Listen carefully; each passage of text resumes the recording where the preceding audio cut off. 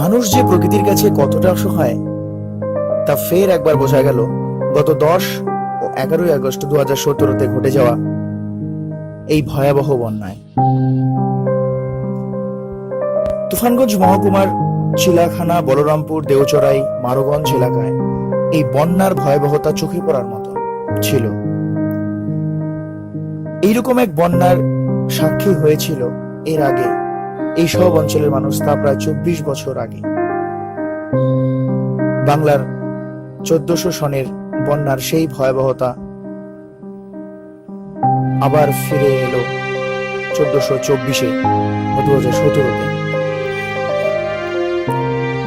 শুক্রবার মাঝরাত থেকেই কালজানি ও তোরসা নদীর জল ক্রমশ বাড়তে থাকে,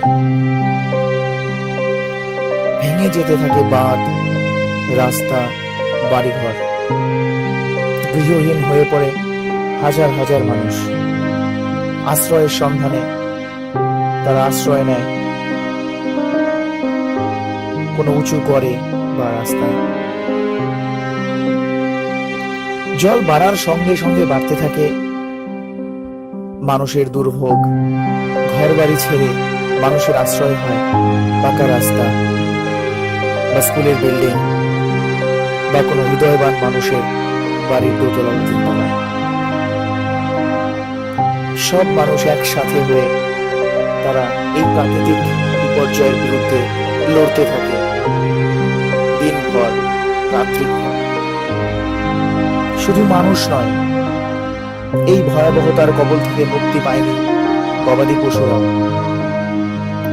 তাদের কষ্টটা হয়তো আরো বেশি, কারণ তারা বলতে পারে।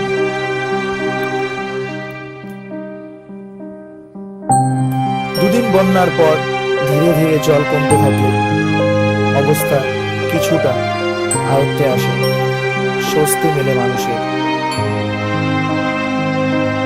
কিন্তু অবস্থা স্বাভাবিক হতে আরো বেশ কয়েকদিন লেগে যাবে, তা বলতে বেশি অভিজ্ঞতার দরকার নেই।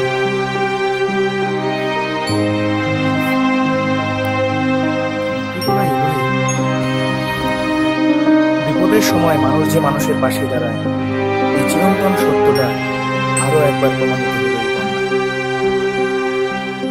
সবাই মিলেমিশে একে অপরকে সাহায্য করে প্রাকৃতিক বিপর্যয়কে জয় করতে পেরেছে মানুষ। সাহায্যের হাত বাড়িয়ে দিয়েছে বিভিন্ন ক্লাবগুলি, বিভিন্ন রাজনৈতিক দলের নেতারা এবং বিভিন্ন সামাজিক সংস্থা।